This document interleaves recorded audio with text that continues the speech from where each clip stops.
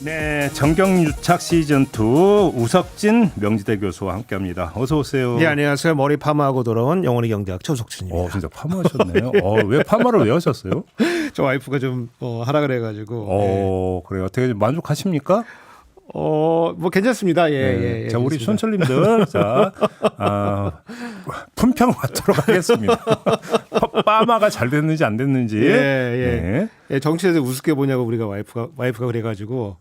뭐를 우습게 보냐? 정치자들 우습게 보냐 좀 하고 가라. 외모에 신경 좀 써라. 이야, 역시 사모님이 잘 챙겨주시네요. 예. 알겠습니다. 저 바로 달아주시기 부탁드립니다. 자, 오늘 주제는 한번 국정감사 얘기를 좀 한번 해야 될 건데 복귀하는 시간으로. 한번 좀 근데 복귀 좀 몇 가지로 나눠서 지금부터 복귀를 하긴 할 텐데 총평을 좀 일단 먼저 해주신다면. 하여간 이제 국감이 뭐 한 거의 마무리 수준에 지금 접어들었는데 거의 이제 마무리 국면이죠. 뭐 국정감사가 뭐 동시에 이루어지니까 보느라고 좀 되게 힘들더라고요. 근데 이것저것 보기에 언제 그걸 다 챙겨보세요, 도대체? 다 보는 건 아니고 이제 주로 이제 그 쟁점이 되는 법사위, 그다음에 제 전공은 기재위, 그다음에 국토위 이런 거 좀 중심으로 보고 나머지는 이제 짤방으로 이렇게 보고 있는데 그렇다고 연구를 안 하시는 것도 아니고 탁월한 연구 성과도 많이 내시고. 아니 잠을 안 주무십니까? 아니 잠은 많이 자는데 제가 술을 안 먹어요. 그래서 술 먹는 시간이 이제 저녁이 되기 때문에 그때 이제 보면 된다. 그리고 제가 좀 받은 느낌은 이 예능 프로 보면은 이제 소개팅하는 아바타 소개팅하는 그런 프로그램이 있어요. 그런 게 있어요? 예, 소개팅 나갔는데 이제 뒤에 이제 귀에다 이제 인이어 꽂고 가면은 전 토론만 챙겨 보시는 줄 알았더니 예능도 챙겨. 예능 봐야죠. 그래서 이제 보면은 이제 지시 내려가지고 그 지시 받은 소개팅 당사자가 지시 받은 대로 소개팅하는. 그런 게 있어요? 그런 프로그램이 좀 있는데 예능 프로들이 있는데 제가 좀 이 국정감사 아바타를 좀 하고 싶었다. 그러니까 그 말은 한마디로 하면 속 터졌다 이 말씀이신 거지. 좀 전문성이 좀 많이 좀 떨어지더라. 그렇죠. 그래서 조금 안타까웠다. 그래서 알른이 죽지 뭐 이런 거죠. 왜냐하면 이제 우리가 그 행정부를 견제를 하는 건데 행정부 공무원들은 그것만 1년 365일 평생 들여다본 사람들이잖아요. 그렇죠. 그래서 마치 좀 혼은 좀 내는 것 같은데 좀 약간 포인트가 좀 많이 빗나가는 그런 것들이 좀 보여가지고 오발탄이 많았다. 그렇죠. 이제 혼은 많이 내는데 소리만 크지 관역 조절을 못하는. 맞는 사람이 뭐 그렇게 뭐 아파 보이지는 않아 보였어요. 그래서 그리고 이제 저는 이제 특히 이제 경제 관련된 이런 부처들을 국정감사 보니까 이런 생각을 좀 했어요. 그래서 이게 경제 부분이 사실은 과정도 되게 중요하지만은 이게 실적이 또 중요한 부분이거든요. 그래서 결과로 말을 해줘야 되는 거예요. 내가 이렇게 열심히 선을 가지고 했다 이런 게 아니고 결과로 말을 해줘야 되는데 그렇죠, 당연하죠. 그게 조금 부족하지 않았나 정부가 그렇게 보여지고 대통령이 최근에 이제 강서구청장 선거에서 이제 진 이후로 갑자기 약간 태세 전환을 조금 하셨잖아요. 현장으로 다 나가라 막. 이념이 중요한 게 아니다. 그게 아니고 민생이 중요하다. 현장으로 가라. 급 변침을 하죠. 그렇게 하셨는데 아직도 이제 그 추경호 장관 보니까 아직도 이념적이에요. 그래요? 아직도 이념적입니다. 그래서 경기 판단도 좀 아니라고 해가지고 민생에 약간 초점이 좀 안 맞춰져 있다 이런 생각이 좀 들었고 만약에 내년 총선에서 집권 여당이 패배한다면은 6할은 추경호 장관 때문이다. 너무 성급한 일반은 아니십니까? 아닙니다. 제가 딱 보니까 어떤 점에서? 왜냐면 이게 우리가 뭐 진보 보수 이런 거를 좀 나누면 뭐 3대 3대 4 뭐 이렇게 그 4가 중간 정도 되는 건데 이 중간은 민생에 이제 민감한 거거든요. 뭐 예컨대 뭐 한동훈 장관 싫다 좋다 뭐 이런 걸로 갈라지는 거는 이제 양 끝단에 있는 거고 중간에 있는 사람들은 별 큰 관심은 없고 민생이 중요한데 이 추경호 그 경제팀을 가지고 민생이 살아날 것 같지가 않다. 그래서 만약에 진다면은 그런 의미에서 60%는 추경호 장관 때문이다. 그러니까 내년 선거 결과는 경제 민생이 좌우를 한다고 전제하고 그렇죠. 그러면 결국은 경제 민생 정책이 핵심인데 사령탑인 추경호 경제부총리가 저래서 되겠느냐? 그렇죠. 이런 그래서 말씀이신 거고. 대통령이 이제 뭐 민생으로 중심으로 운영하라고 이제 이렇게 내렸는데 포장지는 뭐 민생 하는데 결국 내용을 보니까 사실은 실적이 별로 없다. 그래서 제가 그래서 국감을 총 정리를 제가 받은 느낌 정리를 하자면은 경제 부분은 경제는 어렵고 물가는 치솟고 가계와 기업은 부채에 시달리는데 네. 정부는 국가 채무비를 지키겠다고 나몰라고 하고 있는 와중에 대통령 처가는 공공재를 이용해서 치부하고 있는 거 아니냐는 의심을 받고 있는 그런 정문의 그런 국정감사였다. 뭔가 시조든 느낌인데요. 그렇죠. 오원절고 칠원일시. 괜찮은 시조. 예. 그래서 한번 운율 한번 맞춰봤습니다. 그러니까 예. 네. 그래서 이렇게 민생이 굉장히 어렵다. 이렇게 한 방에 정리를 해주셨어. 알겠습니다. 예. 강론으로 들어가죠. 예. 일단 먼저 기재부에 대한 국정감사로 갔으면 좋겠는데 일단 상저하고 얘기를 안 할 수가 없어요. 두 주전에 교수님에게서 고가 높을 고가 아니라 괴로울 고 아니냐 그렇죠. 이런 말씀하셨는데 국감 과정에서 그것도 아니고 신박한 해석이 새로 나왔다면서요. 그러니까 제가 이제 기재위를 이렇게 쭉 보고 있으니까 다른 상임이랑 큰 차이가 나는 점들이 몇 가지 있더라고요. 그래요? 보통은 우리가 그 국정감사나 뭐 이제 상임위는 보통 이제 그 일문 일답이 보통 기본이거든요. 한번 물어보고 한번 답하고. 그렇죠. 근데 기재위의 국정감사는 보통 한 뭐 7분 주어지면은 4분 쭉 얘기하고 어떻게 생각해서 한번 물어보고 잠깐 듣고 그만하세요. 그러고 그다음에 3분 쭉 얘기하고. 그래서 되게 약간 특이하게 진행을 좀 하시더라고요. 네. 그럼 와중에 이제 그 기재위에서 가장 많이 나왔던 질문이 상저하고가 맞느냐? 그렇지. 그 얘기가 나왔었거든요. 당연히 나오겠죠. 이제 국민들이 이해할 때 상저하고라고 하는 거는 상반기에는 좀 부진하지만은 하반기에는 핀다, 나아진다, 그렇죠. 좋아진다. 이렇게 우리가 이해를 하고 있는 거 아니겠습니까? 그렇죠. 저도 이제 방금 이제 진행자분 말씀해 주셨지만은 뭐 그렇게는 안 되고 상반기는 낮고 하반기는 괴로울 고자 아니냐. 그렇지. 다른 분들은 또 어떻게 얘기하시냐면은 상반기는 성장률이 낮고 하반기는 물가가 높다. 그건 맞는 얘기 같은데. 이렇게 얘기를 해주시는데 추경호 장관이 이런 해석으로 내가 얘기한 건 아니다. 뭐라고 했는데요? 나는 상반기가 낮은데 하반기가 상반기보다는 높다. 이런 뜻으로 얘기한 거다. 상반기보다는 높다. 예. 비겁한 변명이죠. 네. 이게 뭐 그러면서 이러는 거예요. 그래서 뭐 그 올해 지금 수정된 올해 성장률 기대 성장률이 1.4%인데 상반기에 0.5 하지 않았냐. 하반기에 0.9 할 것 같다. 높은 거다 이게. 잠깐만 0.5고 0.9 하면 1.4가 되나요? 그 두 개 합치면 0.5, 0.9 하면 1.4 되죠. 그러니까 사실은 우리가 0.9를 기대한 건 아니거든요. 0.5에서 0.9면 거의 두 배로 뛰었네. 그러니까. 그건 뭐 기조가 좀 조금 더 나아졌다 이런 얘기를 한 건 아니거든요, 사실은. 상반기에 조금만 참고 기다리면은 하반기에는 물가도 잡히고 성장도 더 되고 수출도 늘어나고 다 정상으로 돌아간다. 이런 걸 우리가 기대했던 거지. 상반기에 죽 썼으니까 하반기가 기저효과 때문에 조금 올라가는 거다.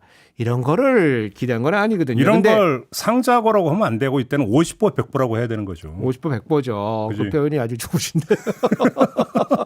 그러니까 지금 그 저번에 이제 그 국정감사에서 원희룡 장관도 좀 태세 전환을 조금 했는데 추경호 장관도 미묘한 태세 전환이 보여진다. 왜냐하면 지금 10월 달이잖아요. 그럼 11월, 12월 두 달밖에 안 남았잖아요.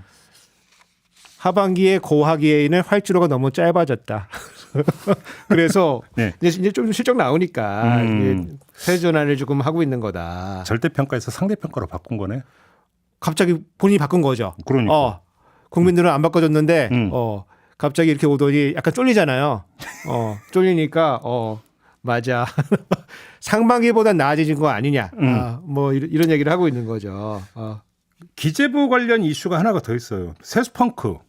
그러면서 그 교수님은 이 자리에서 여러 차례 책임져야 될 사람들이 있다고 말씀하신 바가 있어. 혹시 이 문제도 당연히 얘기가 됐을 거 아닙니까? 그럼 이게 이제 그 민주당 의원들하고 뭐 다른 야당 의원들 중심이 첫 번째가 아까 상저하고 맞냐 이거 한번 물어보고 두 번째는 세수 펑크 책 어떻게 된 거냐 이제 그걸 이제 물어보는 거예요.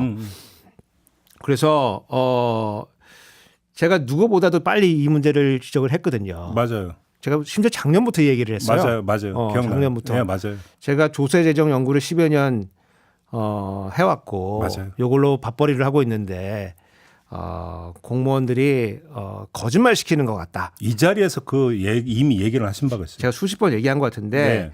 그래서 그때는 뭐 사실은 뭐 언론이나 뭐 야당이나 학계에서 진짜 무당 취급했거든요. 네, 안 되라고 지금 고사 지내는 거냐. 예. 그건 아니고 제가 뭐 과학적인 근거로 제가 다 말씀드린 건데 여하튼 그 문제가 이제 제기가 됐어요. 문제의 얘기는 이제 올해 원래 국세가 한 400조 정도 들어오기로 예상했었는데 59조 들어온 341조로 재축의 결과를 지난 9월 달에 발표를 했거든요. 예. 그래서 그 이유는 뭐냐? 이제 그거에 대한 이제 질의가 집중이 됐어요. 그래서 우리가 이제 의심해 볼 수 있는 거는 감세 때문에 그런 거 아니냐. 그렇죠. 감세 때문에. 근데 추경호 장관의 이제 답변은 그게 아니고 감세 효과는 많이 돼봐야 6조다. 6조. 예컨대 지금 59조가 줄어들었는데 우리 책임은 6조밖에 없는 거고 나머지는 법인 실적 감소하고 법인 실적 그다음에 자산 시장 둔화. 요거는 이제 부동산 사고 팔면 여기 양도소득세가 좀 나오는데 거래가 잘 안 일어나기 때문에 거기서 좀 줄어든 거 아니냐. 네네. 이게 저는 역시 비겁한 변명이라고 생각이 드는 것이 작년에 세수 예측할 때 세수가 준다고 얘기를 하지 않았어요. 우리가 감세해가지고 세수가 는다고 여기저기 다니면서 예컨대 뭐 이런 얘기 많이 했어요. 우리가 세금 낮춰주면은 투자가 늘어나지 않냐. 그렇죠, 맞아요. 투자 늘어나면은 세수 늘어난다. 그래서 심지어 어떻게 얘기를 하면은 법인세 인하하면 기업 투자가 분명히 확대된다. 예. 근데 올해 투자는 엄청 줄어들었거든요. 예. 그리고 세수도 같이 줄어든 거고 제가 지적했던 거는 왜 이와 같이 경제가 안 좋은 시기에 감세를 지금 감행하느냐. 조금 감세를 하더라도 조금 더 경제가 좀 정상 궤도에 돌아오면은 그때 가서 해라. 그리고 소위 말하는 건전 재정 얘기하면은 수입도 탄탄하게 해야 되는 거기 때문에 지금 타이밍이 아니다. 제가 이제 그 얘기를 했던 거거든요. 근데 이제 추경호 장관은 우리 탓은 아니다. 우리 잘못은 아니고 다 저 세 개가 우리 말고 저 세 개가 다 잘못돼가지고 그래서 생긴 문제지 우리 책임은 없다. 내 탓이오가 아니라 남 탓이오가 되는 거죠. 근데 저는 뭐 그럼 어떻게 알았겠어요? 그러니까. 저는 어떻게 알았겠어요? 저는 제가 뭐 집에 앉아가지고 뭐 무슨 주사를 던져가지고 짝수 나오면은 오른다. 벌써 나오면 내린다. 이렇게 했겠어요? 나름 다 분석을 하고 데이터 기반해서 내린 예측인데. 왜냐면은 이제 그 11월이 되면은 법인들의 실적들이 대부분 나와요. 그렇죠. 그리고 요즘에 이제 주식시장들이 워낙 발달 많이 돼 있기 때문에 큰 기업들 실적들은 대부분 나오거든요. 그리고 8월 달에는 이제 그 법인세 중간 예납이라는 걸 해요. 그렇죠. 내년에 낼 거를 올해 조금 내거든요. 그래서 그 두 가지를 종합을 해보면은 그 다음에 법인세 실적이 어떻게 될 건지를 알 수가 있어요. 왜냐하면 법인세 구조라고 하는 게 그해 벌어서 그해 내는 게 아니고 한 해 전에 번 거에 대해서 올해 내는 거기 때문에 작년 영업 실적이 어떤지는 세수 추계할 때 보면은 대충 알 수 있는 거거든요. 그러니까 저도 안 거예요. 그래서 제가 그 법인세 중간 예납 실적을 작년에 보니까 작년에 예납한 법인의 개수와 법인마다 얼마큼 납입을 했는가 중간 예납을 했는가 보니까 이게 2019년도 수준밖에 되지가 않았어요. 기업들이 내는 거는 가장 늦게 내고 싶어하고 받는 거는 빨리 받고 싶어 하거든요. 그렇지. 돈 주면 빨리 줘. 그렇지. 내는 거는 우리 조금 나중에 줄게. 그래서 예컨대 뭐 세제 뭐 세부담을 유예해 준다. 그러면 법인한테 엄청 실적이 가는 그 혜택을 주는 거예요. 네. 왜냐면은 그 돈 내가 들고 있다가 이자라도 조금 받아가지고 내가 이제 챙기면 되거든요. 그래서 늦게 내고 싶어 하는데 중간 예나 실적을 보니까 법인들이 늦게 내고 싶어 하잖아요. 근데 그게 2019년도 수준밖에 되지가 않았어요.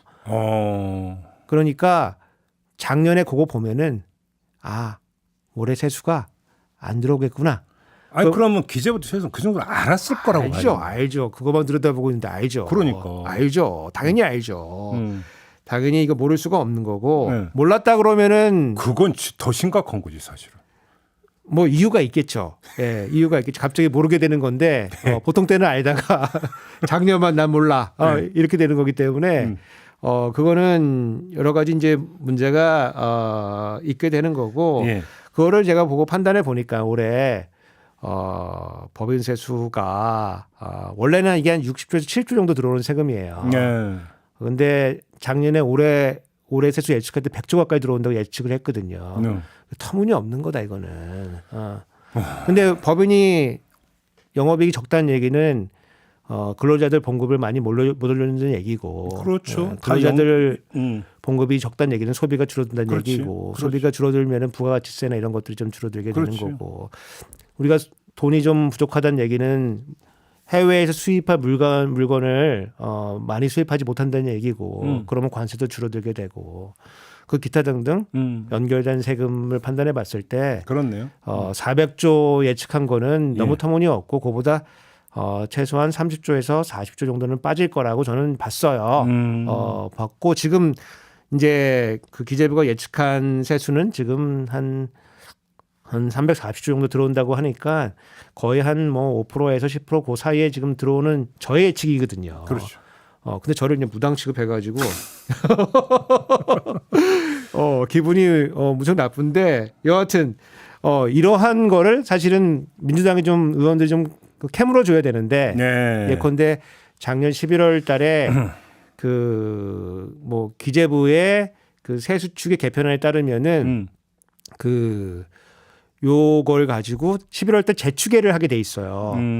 그 재추계를 했는지 물어보고 했다면은 그 실적은 어땠는지, 안 했다면은 왜 안 했는지, 실제로 했는지 아닌지 그건 서류를 받아가지고 좀 물어보면 되거든요. 근데 참 뭐 그런 질문이 거의 나오지 혼은 냈죠.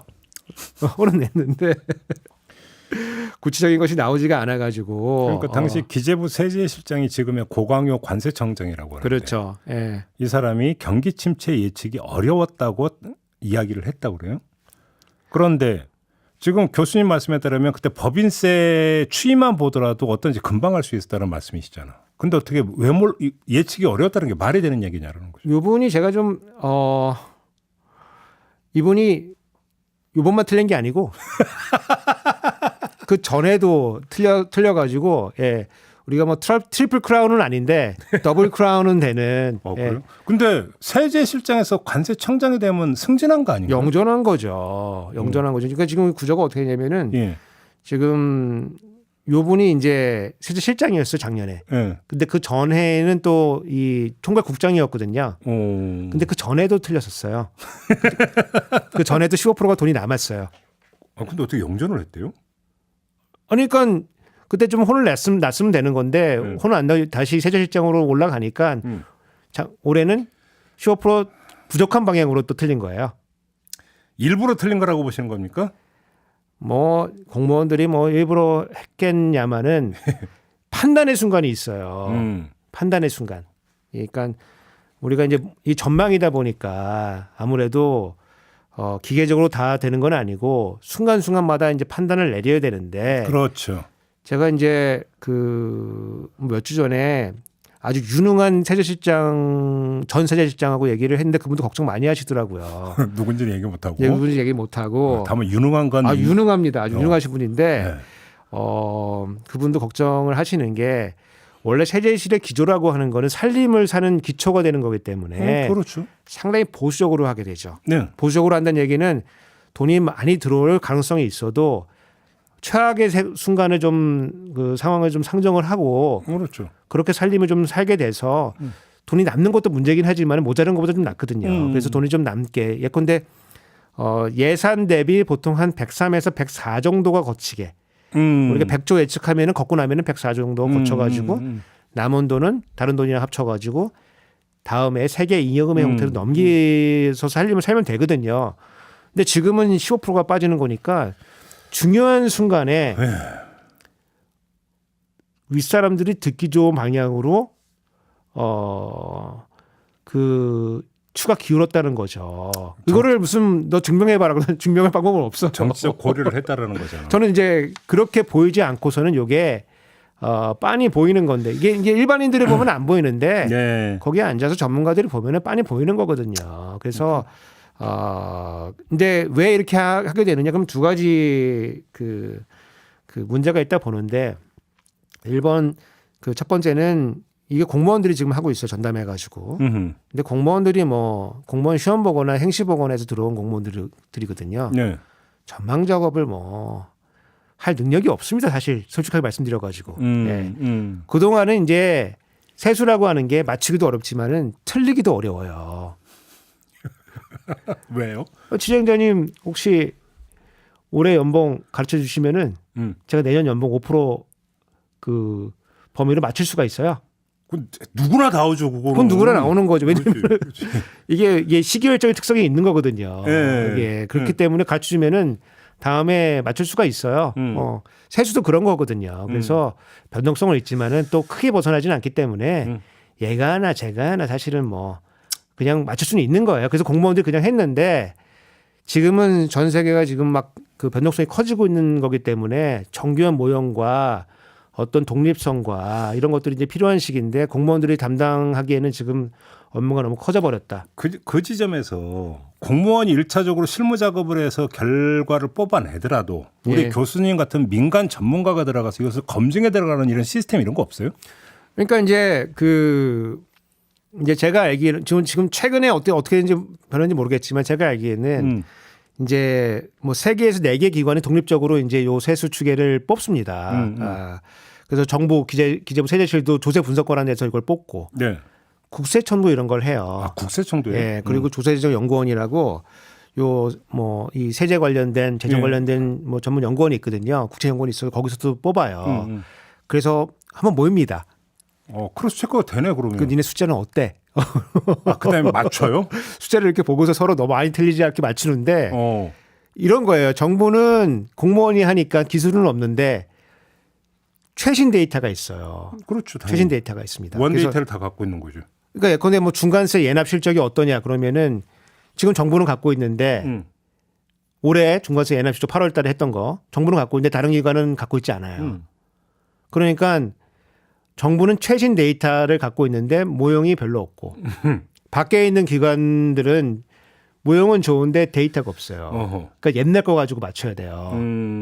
업데이트된 데이터가 없어요. 그러니까 서로 숫자가 안 틀리면은 특히 이제 기재부가 갖고 온 거랑 많이 안 틀리면 서로 안도를 하는 거죠. 그래서 왜냐하면 우리는 데이터가 없는데 제가 최신 데이터로 업데이트를 했으니까 아이고. 거기서 많이 틀리지 않으면은 사실 좀 괜찮다. 그래가지고 요거를 이제 뭐 검증이라고 할 것까지는 없지만은 제일 좋은 거는 사실은 기재부 내에 박사들을 채용을 해서 거기서 이제 요 업무를 이제 전담하면 좋은데 지금 이제 그렇지 않은 구조다. 그렇고 특히 독립성의 문제인데 뭐 그 박사들이 그 안에 들어가도 독립성은 침해될 거 아니겠습니까? 그렇죠. 그러면 외부 기관으로 빼야 되는데 외부 기관으로 뺐을 때 데이터를 좀 건네주면 되는데 전망도 잘 사실은 못하는 공무원들이 데이터 지고서 안 내놓고 있기 때문에 사실은 미래가 좀 어둡다고 봐야 되고 이게 이제 어디서 보면 나오냐면은 올해 엄청 틀렸잖아요. 근데 내년도 한 번 더 틀립니다. 내년도 한 번 더 틀립니다. 지금 이거. 지금 11월 달에 재추계해서 다시 한번 이거를 수정안을 안 내놓으면은 제가 많이 걸긴 그렇지만 한 500원 걸고 내년 것도 틀린다. 내년도 틀린다. 저거 왜 그러냐면은 올해 지금 그 기재부 재추산 결과에 따르면은 340조가 들어온다. 341조. 쪼잔하게 440이나 41이 똑같은데 그러니까 341조가 들어온다는 거예요. 그리고 9월 달에 제출한 정부 예산안에 따르면은 367조가 들어온다는 거예요. 내년도에는. 내년에. 그러면 이게 26조가 늘어나는 거예요. 그렇죠. 341에서 그렇죠. 360조로 26조인데 이게 국세 증가율이 7.6%가 증가한 거예요. 예. 7.6%. 예. 근데 이게 세수 탄성치라는 게 있어요. 뭐냐면은 세금은 보통은 이제 소득의 과세가 되기 때문에 GDP 증가율이랑 거의 비슷해요. GDP 증가율이랑. 그래서 명목 GDP 증가율이 보통 한 지금 발표는 안 됐지만은 대충 한 4에서 5% 정도 될 거거든요. 예. 그러면은 세수도 세수 탄성치가 보통 1 정도가 되기 때문에 한 뭐 많이 보면은 5% 정도 증가하는 거거든요. 근데 7%라면서요. 그러니까요. 지금 잘못 예측했다. 지금 예, 이게 지금 기계적으로 모르겠어요. 뭐 특별한 일이 발생하면은 내년에 더 늘 수가 있는데 내년에 늘 건덕치가 없거든요. 뭐 내년에 뭐 하늘에서 호박이 떨어져. 왜냐하면 내년에 이제 법인세 감세안이 들어와요. 그렇죠. 올해는 들어온 게 아직 아니거든요. 그렇죠. 내년부터 본격적으로 들어오고 그 다음에 여러 가지 다양한 기업에 대한 특히 대기업에 대한 그 세액공제. 예컨대 뭐 무슨 8대 중점 뭐 기술에 대해서 뭐 반도체, 배터리, 뭐 바이오 이거 이제 돈 빼준다고 내년부터 이제 엄청 들어오거든요. 네네네. 근데 보통 이제 세제시에서 내놓은 이제 세액공제라고 하는 이런 세제 혜택은 보통은 세금 낼 사람 없는 데다 보통 많이 주거든요. 그래서 우리가 인심은 후하게 쓰는데 생색은 내고 세수 감소는 별로 없는 이제 이런 것들이 굉장히 많아요. 근데 이거 대기업에 주는 거는 실제로 지금 깎아주는 거거든요. 그래서 세수 감소가 조금 많이 들어오게 됩니다. 그래서 그 우리가 국세 감면율이라는 게 있어요. 걷어야 되는데 안 걷어 우리가 이제 감면해 준다. 그래서 이거를 법으로 너무 많이 해주지 말라. 그래서 국세 감면율 법정 한도가 있어요. 그래서 내년은 14% 이상 해주지 말라가 한도예요. 예. 근데 지금 그 예산안을 보면은 내년도에는 이게 16% 이상 해주게 돼 있어요. 국세 감면을. 그래요? 예. 그래서 이렇게까지 어겨본 적도 없지만 이렇게 큰 규모로 어겨본 적도 없다. 무슨 얘기냐면은 내년도에 국세가 늘어날 건덕지는 없는데 너무 과도하게 지금 예측을 하고 있다. 이거 왜 그러냐면은 인간이라 표현하면 좀 그런데 그 공무원들이 틀린 사람들이 계속 하고 있는 거 계속 하고 있는 거기 때문에 네. 공무원들 특징은 뭐겠어요? 예, 실수를 덮는 거거든요. 그렇죠. 그리고 위기를 덮는 거거든요. 그렇지. 그리고 나중에 내가 지나간 다음에 나오면은 그거는 유야무야 된다. 나 때만 안 터지면 된다. 이게 지금 공무원들이 이게 뭐 나쁘다고 볼 수가 없는 게 폭탄 돌리기지. 관료는 어느 나라나 다 그런 거예요. 그렇기 때문에 우리가 사실 감시하고 견제가 필요한 건데 그렇지. 지금 그 공무원들의 이제 이 유인 체계가 정확하게 뭐 할 지금 그 유인이 많지가 않기 때문에 윗사람들이 듣기 좋은 들어보니 좋더라. 이런 숫자를 지금 만들어내고 있는 거 아니냐고 제가 좀 의심을 500원 걸고 한번 해보겠습니다. 예. 근데 아무리 그래도 중화제가 있잖아요. 문재인 탓. 그렇죠. 그죠? 전 정부 탓이 전 정부. 그렇죠. 그게 중화제잖아요. 응? 물타기죠, 물타기. 예. 중화제. 아이고. 한국은행 이슈 있잖아요. 예. 지금 한국은행 이슈도 좀 짚어봐야 될 것 같은데 역시 지금 여기서 가장 중요한 문제는 사실은 이 자리에서 교수님도 말씀하신 일시 차입금 이 문제가 좀 또 제기됐던 어떤 얘기입니까, 이 얘기는? 그러니까 이게 지금 문제가 쭉 연결되는 건데 제가 작년에 너 세수가 안 들어올 거로 봤기 때문에 근데 정부는 그런 일은 없다. 그래서 부인을 해왔기 때문에 살림은 살아야 되는데 돈이 안 들어오는데 살려면 어떻게 살지? 돈을 어디서 갖고 와야 되는데 그래서 제가 뒤지기 시작했죠. 돈을 지금 어디서 갖고 오는 거야? 한국은행에서? 아니 그러니까 이제 한국은행은 제일 처음 제가 착안한 건 아니고 돈을 어디서 갖고 올까? 그래서 뒤지다 보니까 원래 이제 정부가 살림을 살다 보면은 그 돈이 들어오는 시점하고 나가는 시점이 안 맞을 수가 있어요. 그럼 가게도 마찬가지고. 그럼 마찬가지가 있으니까 소위 말하는 이제 운전 자금이 좀 필요해요. 그렇지. 운전 자금, 윤활유 같은 게 필요한데 네. 그래서 우리 국회는 그 기재부한테 일시차입금의 형태로 빨리 갖다가 좀 써라. 그리고 금방 갚아. 그렇게 해서 말 그대로 급전이네. 급전이에요. 그래서 요거는 금방 갚을 거니까 국가 채무에도 넣지 않고 관리를 하는 거거든요. 오. 그리고 이자도 금방 이게 이런 사건이 뭐 매번 발생되는 건 아니거든요. 네. 그걸 표현은 우리가 기저족이라고 표현하는 건데 매번 발생하는 게 아니기 때문에 이자도 사실은 많아봐야 몇백억이고 그러니까 우리 뭐 몇십조 몇백조 우리 예산 짜고 있는데 뭐 몇십조는 사실은 뭐 절사죠 절사 호수점. 그래서 원래 잘 보지도 않아요. 예. 예. 이게 국가 예산 보다 보면은 뭐 몇천억 뭐 그냥 줘버려. 막. 아, 예. 감은 안 오지만 예, 아무튼. 그러니까 뭐 예. 절사인데 예. 그래서 제가 그 의심을 하게 됐죠. 이게 지금 돈이 좀 나와야 되는데 그래서 원래 정부는 돈을 빌리는 순서가 있어요. 그 재정증권이라고 하는 거를 발행을 해야 돼요. 요건 이제 63일물인데 2달이에요 만기. 오. 발행을 해가지고 2달 동안 빌리고 2달 이후 갚고. 그래서 보통은 한번 발행할 때 보통 한 뭐 1조 5천억 이렇게 발행을 해요. 그래서 얼마 안 되네. 그래서 매달 발행하면은 한 달마다 한 4조에서 늘기도 하고 적기도 하고. 아, 매달 발행을 한다? 그러니까 매달 발행하는 게 거의 주마다 발행하게 되는데 1조씩 발행하니까 한 달 되면은 보통 한 4조 정도 그 정도 발행을 하고 있는 거예요. 그래서 요거는 이제 기재부 홈페이지에 요 발행 현황이 좀 나와요. 그래서 요거는 이제 감시하에 있는 거예요. 예. 대신 이제 국가 채무라고 하는 건 기본적으로 국회 승인을 받아야 되는 건데 그래서 국회가 이제 예산 통과할 때 그 한도를 정해줘요. 근데 요거는 거기에는 안 들어가요. 안 들어가고 이제 기재부가 운전자금처럼 발행해 쓸 수 있는 거예요. 네.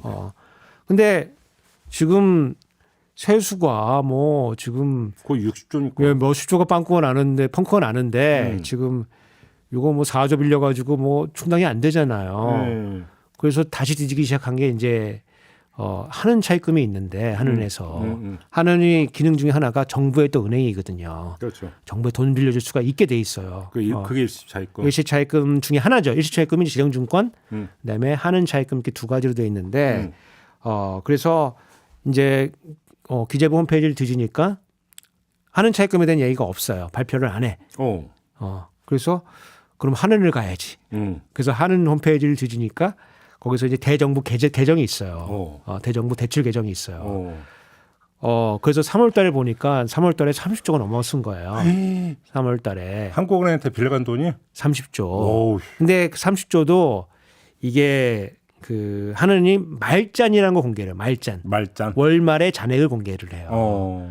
그러니까 월말에 지금 통장에 얼마 남아 있냐 요것만 공개를 하는 거지 월 중에 얼마큼 빌렸냐가 나오는 건 아니에요. 그래서 제가 이제 약간 국회의원들 막 쑤시고 다니면서 이거 너무 중요한 문제다. 이러고 다녔죠. 네. 이제 그게 이제 이번에 그 국정감사를 통해서 좀 반영이 됐습니까? 이제 자료가 데이터가 나오게 된 거예요. 어떻게 나오는지. 나오게 돼서 이제 그 질문이 이제 집중이 됐는데 이게 지금 이걸 보니까 9월까지 누적인데 지금 뭐 규모가 뭐 어마무시합니다. 역대급이고. 그래요? 어느 정도인데? 예컨대 이제 한은에서는 지금 113조를 9월까지 빌렸어요. 누적으로. 113조? 113조. 오. 근데 우리가 9년 평균을 해보면은 연 누적으로 보면은 35조를 보통 빌려왔어요. 거의 그럼 4배네? 4배 가까이 되죠. 지금 3배 넘어섰고 4배 가까이 되고. 재정증권도 지금 9월까지 45조를 빌렸는데 평년을 따져 보면은 평균은 한 28조 빌렸어요. 예, 지금 이제 9월까지니까 아직 12가 남아 있는 거거든요. 그렇죠. 예, 그러니까 여기다가 뭐 더 많이 늘어난다고 봐야 되는 거죠. 아니 그럼 이자 또 줘야 될 거 아니에요, 이자. 그러니까 이게 공짜가 아니에요. 그러니까. 이제 재정증권은 이제 단기로 빌리는 거기 때문에 뭐 조금 뭐 장기로 빌리는 것보다 조금 싸요. 그래서 요게 지금까지 지불한 게 2,700억. 올해 들어서.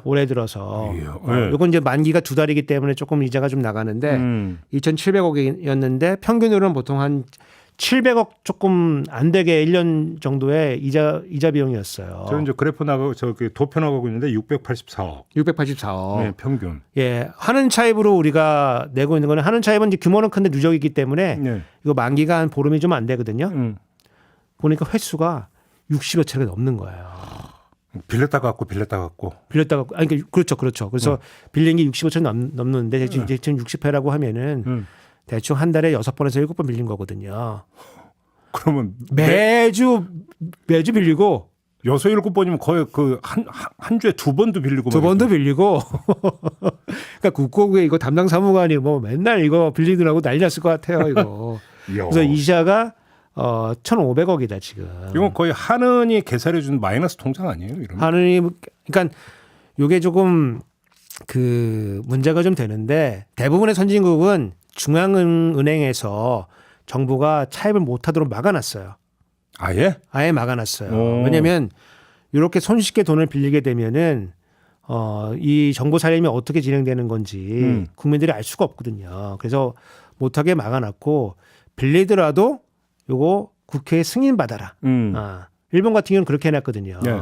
일본은 이제 한도는 정해준 건 아니고 니네가 빌리고 싶으면 다시 국회 와서 설명하고 그렇게 빌려 이렇게 해놨어요. 그래서 여하튼 지금 마치 이 쌈짓돈처럼 돈을 빼가고 있는데 이것도 사실 교수님이 선도적으로 이 자리에서 제기를 하셨던 문제고. 예. 제가 이제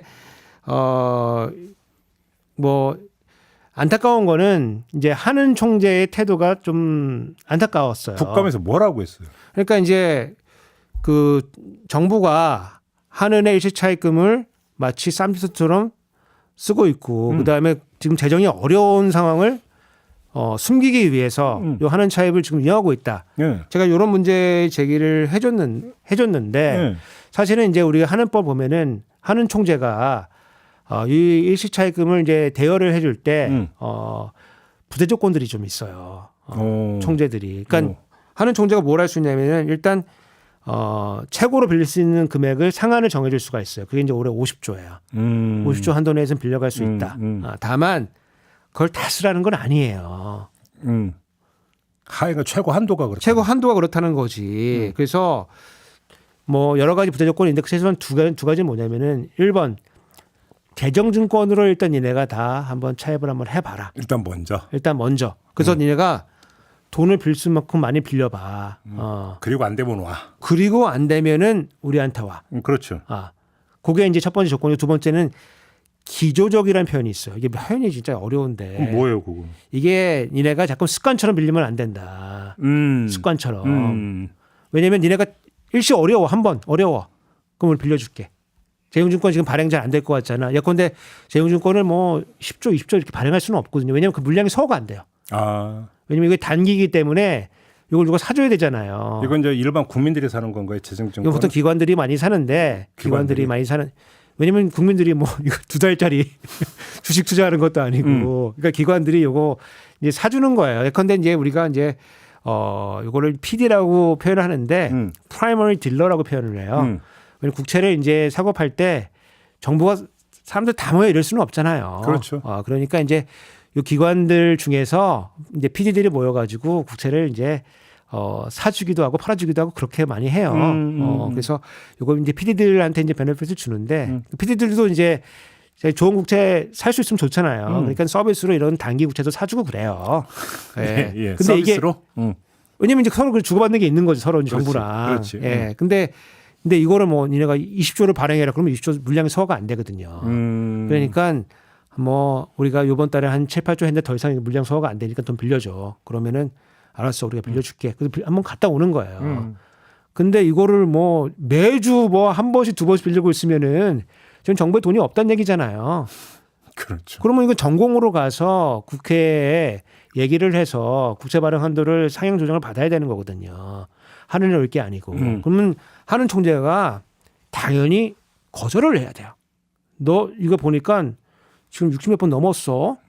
너무 버릇이 돼버렸네, 이렇게 되는 거죠.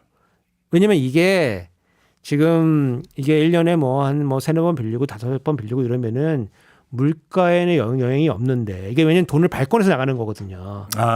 쟁여놓은 게 아니라? 쟁여놓은 게 아니고 한국은행에 돈이 어디 있어요?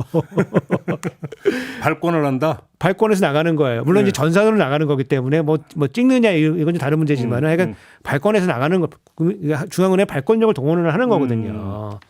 그 돈이 나가면은 올해가 어떤 국면이냐면 물가가 올랐기 때문에 인플레이션과 막 금리 올려가지고 죽어라고 싸우는 거잖아요. 돈이 더 풀리는 결과적으로 풀리는 거니까. 돈이 이제 풀려 나가는 거예요. 그렇지. 근데 한 번 나갔다가 들어오면은 금방 회수가 되니까 이게 예컨대 만기가 보통 보름 이하기 때문에 보름 돈이 뭐 10조 나갔다가 싹 들어오는 거니까 그렇지. 별로 영향을 안 순간적으로 있다 그래도 뭐 그게 뭐 작죠. 그렇죠. 우리가 아주 경제적으로 유의성이 있을 만큼 효과는 아닌데 들어갔다 나오는 거기 때문에. 근데 이게 아니고 수수료 차입을 그냥 계속 깔고 있는 거지, 그거는. 예컨대 뭐 10조씩 계속 왔다 갔다 하고 있는 거면은 10조가 그냥 깔려 있는 셈이에요. 깔려 있는 거지, 그거. 근데 우리 현금 통화가 보통 한 150조 정도 돼요. 근데 이게 한 7, 8조가 그냥 돈이 좀 나가 있다는 얘기는 인플레이션 압박이 있는 거예요. 예. 압박이 생기는 거고 상시적으로 생기는 거고. 그러면 한국은행이 지금 인플레이션과 싸우고 있는데 이걸 그냥 두겠어요? 그러면 한국은행 총액이 확실하게 끊어야 되는 좀 미온적이다 이런 말씀이신가? 아니 일단 돈이 나갔으니까 예. 돈이 나갔으니까 돈을 빨아들여 와야 되거든요. 갚아라. 그러니까 반대 매매를 해줘야 돼요. 예.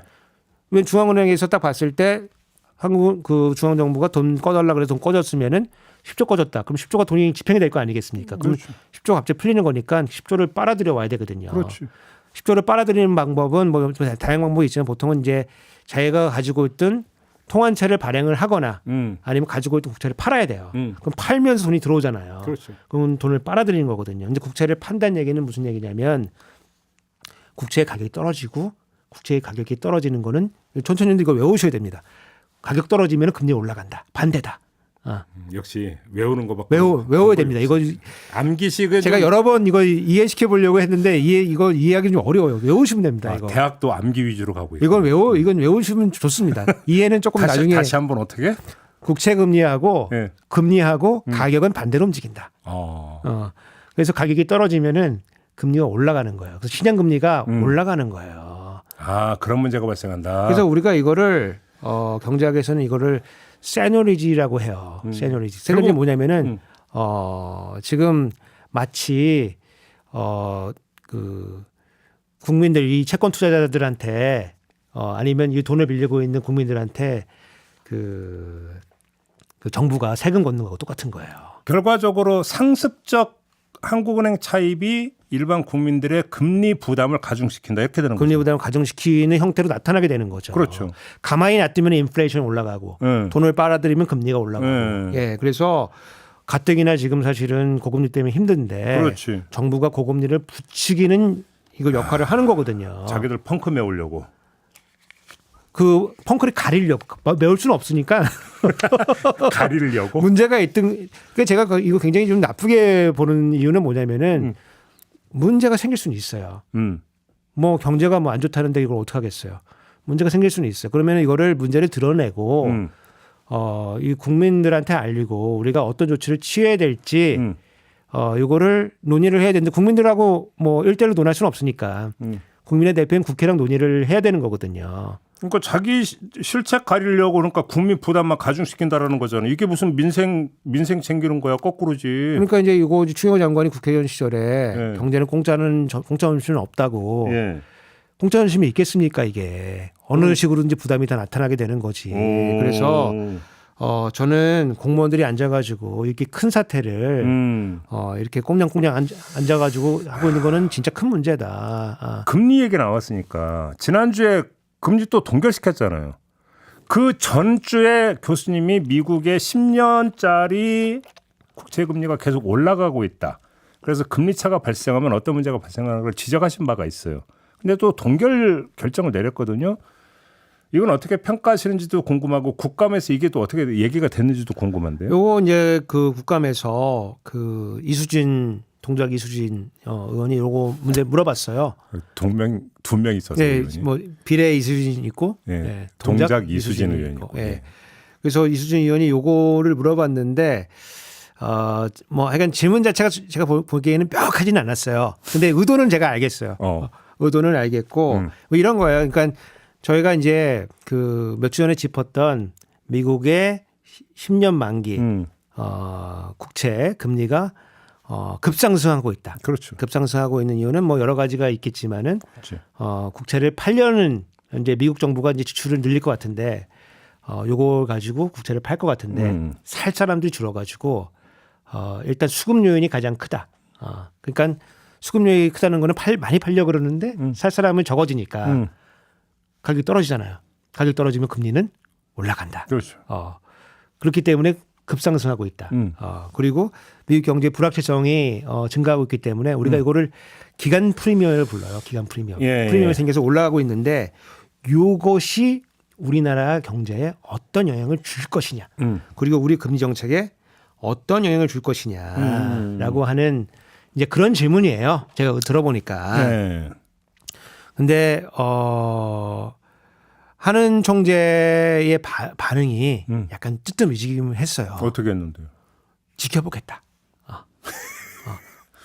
저도, 아니, 정답이긴 한데 뭐 그건 저도 대답할 수 있는. 미국에서 벌어진 일이니까 우리가 뭐 할 거는 사실 크게 많지는 않아요. 거기 가서 금리를 뭐 내리라 그럴 수 있는 것도 아니고. 근데 맨날 지켜만 볼 수는 없는 거잖아요. 두 가지 문제점이 있는데 사실은 질문의 요지는 금리가 우리가 더 오를 수가 있는데 왜냐하면 미국 금리가 오르기 때문에 우리 시장 금리도 지금 막 오르고 있거든요. 그러니까 그럴 때 중앙은행의 대책은 무엇이냐, 그리고 전망은 어떻게 되냐 이걸 물어보는 건데 뭐 미국 상황은 조금 지켜보겠다. 이제 뜨뜻미지근을 했으니까 제가 보니까 이수준 의원이 막 속이 터져가지고. 거기 뭐 사제관계인데 사실은. 그래요? 사제관계야? 네, 사제관계인데 약간 뭐 답답해하는 게 좀 보였고. 두 번째는 이제 우리나라 금융기관들이 10년 만기 국채를 미국 거 들고 있는 기관들이 있을 거예요.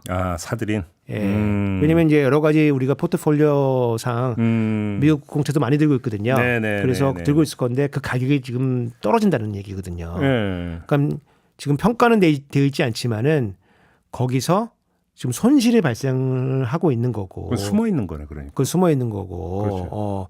그래서 이제 우리 그 금융기관들의 이제 대체제협에 문제가 생길 수가 있어요. 원래 우리가 뭐 예전에 한번 이런 미국에서 그 소위 말하는 이제 실리콘밸리 뱅크로 SVB라고 그 예금 인출 사태가 있었잖아요. 그렇죠. 그 사태도 사실 이런 비슷한 사태거든요. 그렇죠. 구공채 장기금리를 장기채를 샀는데 가격이 떨어져가지고 거기 돈 없는 거 아니야 이러면서 사람들이 돈 빼면서 이게 뱅크런이 생겼었거든요. 그렇지. 그런 문제가 발생하지 말라는 법은 없어요. 그래서 이거를 진지하게 덮어줬어야 되는 건 이 답을 해줬어야 되는 건데 약간 뜨뜻미지근했다. 우리가 뭔가 확실한 믿음을 못 줬다는 얘기네. 그러니까 저희가 받은 느낌은 뭐 중앙은행 그러니까 한국은행 총재가 이런저런 문제 구체적으로 대답하는 건 부적절할 수도 있어요. 물론 그럴 수도 있죠. 근데 다만 이 국정감사이기 때문에 국민들의 이 궁금한 점에서는 답을 해줘야 되는 거거든요. 우리가 이런 시나리오들을 세우고 있고 그런 시나리오에 대해서는 방안들을 우리가 지금 강구를 하고 있다. 이 정도는 해주셔야지 그것을 보고 있는 국민들이 안심을 하게 되는데 뭐 지켜보고 뭐 전개되는 상황에 따라서 하겠다. 그러면 전개되는 상황에 따라서는 저도 잘할 수가 있죠. 뒷북되는 거 아니에요, 그러다가? 그러고서 이제 또 우리 책임은 아니고. 뭐 한국은까지 왜 그래요, 그럼? 지금 그래서 제가 지금 걱정하는 게 뭐냐면은 이게 원래 이창용 총재가 왔을 때 저도 이제 기대가 되게 많았고 작년에는 꽤 잘했다고 저는 봐요. 작년에는 그래서 인플레이션도 많이 잡혔고. 근데 올해 들면서 굉장히 이상하다. 왜 그런 거예요, 그러면? 생각이 많아졌다. 생각이. 그래요? 예. 근데 원래 우리가 한은의 독립성이라고 하는 거는 굉장히 중요하기 때문에 우리가 이제 기관장의 임기도 보장을 해주고 그리고 지금은 뭐 대통령이랑 임기가 겹치긴 하지만 보통 임기를 다르게 할 수도 있도록 해주고 그리고 한은의 미션을 주는 거거든요. 이것만 일단 해라. 너무 생각하지 마. 생각 너무 많으면은 인플레이션이 생겼을 때 우리 경제가 겪어야 될 그 비용이라고는 엄청나거든요. 특히 인플레이션하고 실업을 우리가 경제학자들은 굉장히 이제 특히 거시경제학자들은 굉장히 중요하다고 보는데 실업보다 더 무서운 게 인플레이션입니다. 그렇죠. 실업은 만약에 실업률 25%라고 하면은 구직하는 네 집 중에서 한 집만 일자리가 없는 거예요. 그렇죠. 근데 인플레이션은 모든 집에 다 인플레이션은 시장 경제를 완전히 제가 표현을 좀 과격하게 써보면은 작살 내는 거거든요. 그렇죠. 왜냐하면 가격 기능을 다 상실하게 만들기 때문에 가장 중요한 시장의 자원 배분 기능이 안 되는 거예요. 네. 그렇기 때문에 우리가 미션을 정해주고 물가 일단 신경 써. 그 다음에 나머지 것들은 부차적인 거야. 근데 올해 이창용 총재의 행보를 보면은 너무 생각이 많아졌다. 그러면 지난주에 동결 조치는 어떻게 평가하세요? 동결 조치는 저는 문제 불가피하다고 보는데 불가피했다. 이제 저는 그 전을 봐야 된다고 봐요. 그 전에 올릴 여지가 있었는데 안 올렸다. 올릴 여지가 있었는데 너무 생각이 많았고 네. 특히 이제 그 국정감사에서 나온 거는 부동산 PF 그다음에 전세 이런 문제 때문에 이제 어떤 핑계를 대냐면은 국회에서 우리 쥐잡지 않았냐 이런 거 대응책 내라고. 그럼 교수님의 진단을 한마디로 정리하면 한국은행이 좌고우면하다 보니까 엉거주춤하고 있다 이거잖아요. 그러니까 저는 이제 외통으로 몰려가고 있다. 외통으로? 외통으로 그 정도라고? 그러니까 지금 그 금리를 올릴 수도 없고 내릴 수도 없는 외통으로 지금 몰려가고 있는. 그래서 지켜보고 있다는 얘기라는 건가? 그러니까 이제 좋은 핑계를 지금 찾고 있는 거다. 누가 뺨 때려줄 때까지 늘고 싶은데 뺨 때려줄 때까지 기다렸다가 뺨 맞고 내가 울겠다 지금 그렇게. 아니 근데 교수님 지금 진단과 평가 때문에 되게 암울해지는 게 기재부도 그렇고 한국은행도 똑같다라는 거잖아요 지금. 제가 그래서 제가 주목하고 있는 지점은 제가 지난 방송에서도 그 열석 발언권 얘기를 조금 했었거든요. 맞아요. 지금 열석 발언권을 문제 삼을 게 아니고 개정 당국이 지금 금통위원회에 지금 들어와 있다. 그 실장 출신이 예산 실장 출신이 들어와 있다. 금통위원으로. 그래서 요번 지난주에 있었던 금통위원회 이제 회의록을 보면은 일단 그 동결에서는 모두 다 동의를 했어요. 동결은. 만장일치였어요? 만장일치로 동결은 동의를 했는데 한 분이 금리를 3개월 정도 일단 내려야 된다. 올리는 게 아니라 내려야 된다. 지금 그런 발언을 한 걸로 나오거든요. 혹시 그 사람이 그 사람? 누군지 지금 식별은 되지 않았어요. 근데 하여간 성향으로 봤을 때 심하게 한번 그분으로 한번 의심해 볼 수는 있다. 가능성을 한번 예측 한번 해보겠다. 지금 그 원래 이제 그 한국은행 총재의 힘이라고 하는 거는 이 금리 정책 자체에서도 있지만은 이 발언에서도 뭐 엄청난 힘이 있는 거거든요. 시장에 미치는 영향이 시장에 미치는 영향이 크기 때문에. 크죠. 근데 시장은 지금 하는 시장 금리 못 올린다. 아무래도 지금 내년 총선도 있고 내수도 해야 되고 생각도 많고 이미 신호를 그렇게 줘버렸다. 지금 이제 믿음이 없는 거죠. 그러니까 근데 금통위원 이제 회의 끝나고 나면은 위원회 끝나고 나면은 이제 총재가 나와서 이제 그 브리핑을 하는데 영끌해서 사지 마라, 집 사지 마라, 빌리지 마라, 1%대는 안 온다, 고금리로 계속 간다, 이제 이런 얘기 하고 있는데 시장에서는 못 올리잖아 그래도. 그러면서 이제 올해 이 경제팀들이 뭘 했냐면은 대출을 좀 풀어줬습니다. 금리도 좀 내리고. 맞아요. 소위 말하는 이제 부동산 특례 보금자리론 이런 것도 하고 부동산 이 담보대출 주담대 50년짜리 맞아 50년짜리. 저도 이제 50 넘었는데 그 빌린 친구들도 있어요. 주변 친구분 중에? 네, 50년이잖아. 그러면 다 갚으면 100세가 돼야 된다. 사실 이제 우리나라 이제 주담대는 만기가 그 길어도 그걸 다 쓰는 사람이 없어요. 중간에 갚죠. 중간에 거의 다 갈아타죠. 보통 한 빠른 사람들은 이제 그 조기 상환만 지나고 나면은 좋은 거 나오면 뭐 3년마다 계속 갈아타고. 그러니까. 네, 사실은 이제 이런 시그널을 보내기 때문에 사람들의 마음 속에 이 국면이 끝났다. 그 금리 그러니까. 인상은 이제 안 온다. 끝났다. 이제 이게 기대라고 하는 거는 한번 형성되는 게 어렵지. 그러니까. 한번 형성되면은 이거를 돈을 벌겠다는 이 국민들의 요 그 욕망, 마음을 무슨 누가 와서 말로 어떻게 통제를 하겠어요. 네, 그러니까 말이에요. 그렇게 되고 있기 때문에 이제 그 한은 총재의 변명은 이런 금융위원회의 이런 DSR 이런 금융 규제 관련된 것들이 조금 좀 더 강화할 필요가 있고 우리 책임은 아니고 알겠습니다. 조금 더 보고 있다가 선거 끝나면은 선거 얘기는 안 했지만 올리더라도 그때 올리겠다. 알겠습니다. 네. 시간이 많이 지나갔고 요것도 사실 길게 좀 짚어야 되는데 시간이 좀 너무 제한돼 아주 그러니까 컴팩트하게 지금 이제 국토부로 갈 텐데 양평고속도로 있잖아요. 여기서도 몇 차례 이제 BC 얘기도 우리 교수님이 지적을 해주신 바가 있고 용역 문제도 제기해 주신 바가 있잖아요. 국감에서 이게 좀 확인된 게 있나요? 그러니까 제가 이제 용역을 많이 해봤던 선수의 입장에서 봤을 때 네, 자칭 하이에나라고 하셨어요. 자, 용역계 하이에나지 않습니까? 네. 용역 선수들이 버린 그 용역을 주워가지고 하는 용역계 하이에나. 네. 여하튼 봤을 때 굉장히 이상하다. 이제 이런 말씀을 드렸었는데 그게 이제 국정감사 과정에서 몇 가지 이제 확인이 좀 됐어요. 예컨대 그 이 과업지시서 이 과업을 발주했을 때 과업지시서 보면은 그 대안 노선을 제한하는 게 있어요. 지시서에 있습니다. 그럼 용역 결과 그러니까 대안이 필요하다가 아니라 이미 발주 단계부터. 근데 그거는 어느 용역 발주나 다 나오는 거예요. 왜냐하면 우리가 용역을 발주하는데 요거를 검토하고 대안이 있으면 대안 제시해라.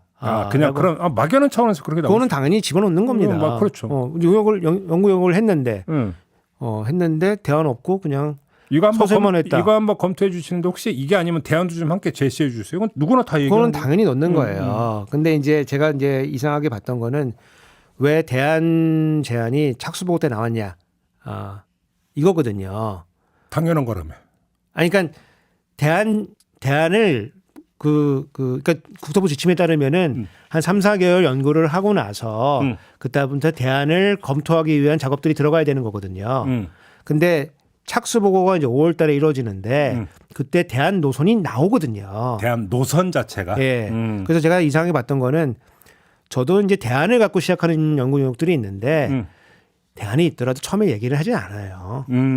그러면은 연구를 안 한 것 같잖아. 오, 되게 현실적인 말씀이시다. 그렇죠. 있다 그치? 그래도 그리고 그렇지. 그 발주처가 무슨 생각하는지도 모르는데 뭔가 되게 연구해서 내놓은 아주 묘한처럼 그렇죠. 그리고 포장을 하지. 예. 발주처하고 얘기를 많이 한 다음에 그걸 받아가지고 대안이 나오는 게 정상적인 과정이지. 맞아. 어떻게 5월 달에 한 착수 보고 회에서 야. 대안 노선이 그려져 있냐라고 하는 걸 제기를 했었는데 예. 국정 그 감사 그 과정에서 이제 이게 이 연구 용역이 작년 3월 29일 날 계약을 한 거예요. 그렇죠. 계약을 하고 문제는 이제 거의 다 예, 끝나갔고. 10일 정도 있다가 착수 보고 예. 계획서를 이제 제출을 했어요. 응. 여기에 종점 변경 계획이 들어가 있는 거예요. 이미 그때. 그때. 그거 되게 이상하잖아요. 그럼 4월이 되는 건가요? 4월 달에 4월 10일 정도에 이제 이제 계획서가 난 우리 이렇게 연구를 할 거예요. 그래서 그 과업지시서에 따라서 이거를 제출하게 돼 있어서 제출을 했는데 여기에 종점 변경 계획이 들어가 있다. 어허. 되게 약간 이상하잖아요. 그러니까 대안 노선이라고 그랬지 우리가 종점 변경하라는 얘기는 안 한 거거든요. 하다 보면 종점 변경이 될 수가 있죠. 근데 우리가 착수 보고에 이건 아직 출장 나간 것도 아니거든요. 네. 답사를 나간 것도 아닌데 종점 변경 계획안이 들어가 있다. 이게 하나가 밝혀졌고 그리고 이게 이제 요 문건을 여름에 이제 7월달에 공개를 하는데 여기서 4페이지가 빠져 있는데 요 내용이 빠졌던 거예요. 이게 또 공교롭게 4페이지를 이제 그 빠진 이 착수 계획서가 공개가 됐는데 예. 나중에 보니까 요 내용이 빠져 있었다. 빠진 내용이. 근데 요거를 지시한 것이 국토부 공무원이다. 4월이면은 인수위 시절이죠. 인수위 시절에. 그러니까. 예. 그래서 지금 과연 이 종점 변경 계획안을 넣으라고 누가 지시했느냐 요거는 밝혀진 건 아니에요. 밝혀지지 않았지만은 이미 전후 과정이 이제 밝혀졌다. 예. 아니 왜냐면은 그 착수 그 계획서라고 하는 건 사실 뭐 저희도 이제 그냥 그 용역할 때 그 입찰할 때 거기다 계획서 내거든요. 거의 그대로 그거 그냥 내거든요. 근데 여기서 지금 이상한 내용이 들어갔다는 거는 커뮤니케이션이 있었다고 이제 봐야 되는 거고. 오케이. 이게 국토부 지시에 의해서 했을 가능성이 그다. 높아졌다. 그다음에 또 첫 번째고 BC 계산법이 좀 갑자기 숫자가 툭 튀어나온다고 지적하신 거 있잖아요. 이거 BC는 진짜 좀 진짜 웃긴데 제가 구체적인 거는 지난번에 했으니까. 예, 맞아요. 이게 이제 보니까 이제 경동과 동해 두 업체가 이제 한꺼번에 한 건데 예. 경동이라는 업체가 이제 주도를 한 거예요. 동해는 비용만 계산했어요. 비용. 그래서 비용과 편익 이제 이렇게 계산하는 건데 저희도 이제 예타를 하게 되면은 편익은 좀 어려워요, 계산하기가. 아, 그래요? 편익은 이제 거기 이제 교통량도 추정을 해야 되고 수요를 막 추정을 해야 되기 때문에 상당히 테크니컬한 게 많이 들어가는데 비용 부분은 그냥 단가에 의해서 쭉쭉 계산이 되는 거예요. 그래서 비용이라는 게 대부분 이제 건설 비용. 그렇죠. 이제 거기 이제 그 국정감사에서 그 전문인 진술하신 그 터널 무슨 그 학회 관련된 학회장님 나오셔가지고 터널 단가 좀 틀렸다. 이제 이런 얘기 하셨는데 그것도 맞을 수는 있는데 그거는 이제 큰 거는 아니고 저희가 봤을 때 이제 교통량이 가장 그렇지. 큰 거고 그렇죠. 이제 새로 계산했을 때 원래 예타는 0.73 예. 그리고 종점 변경은 0.83. 중요한 거는 둘 다 1보다 낫다. 이게 중요한 거예요, 사실은. 그래서 둘 다 사실은 경제성은 지금 없는 거다. 없는 상태다. 이게 한 포인트고 거기서 이제 경동 측에서 나와가지고 종점 변경안이 0.1 높다는 거는 상당히 의미가 있다고 본다. 이렇게 발언했거든요. 국감장에서. 예. 근데 이제 이게 저는 큰 의미가 없다고 보는 게 우리 예타 보고서를 보면은 원래 그 국토부가 내놓은 안은 0.6대예요. 그래서 이제 수정에서 나온 게 출발점에 거기 이제 하남이 있는데 하남이 이제 신도시를 만들어요. 네. 신도시들이 생겨가지고 그렇지. 배후 수요가 한 25만 생기는데 그러니까 거기다가 IC를 하나 더 내자. 그래서 상사창 IC를 내자. 그래서 그러면은 1000대, 1000대가 늘어나요. 그러면 이게 0.6대가 0.82로 올라가는 거거든요. 그렇죠. 그러니까 1000대 왔다 갔다 확 뛰는 거예요. 그러니까. 근데 지금 이 경동층에서 계산한 교통 수요량은 종점 변경안하고 예타안하고 6,000대가 지금 늘어나는 거거든요. 6,000대, 1,000대가. 그러니까 사실은 종점 바뀌니까 서울에서 갑자기 100만 오랑캐가 야 종점 바뀌었다. 그러니까 양평 가자. 갑자기 이렇게 그러니까 숫자가 확 늘어난 이유가 혹시 나왔어요? 국감 과정에서?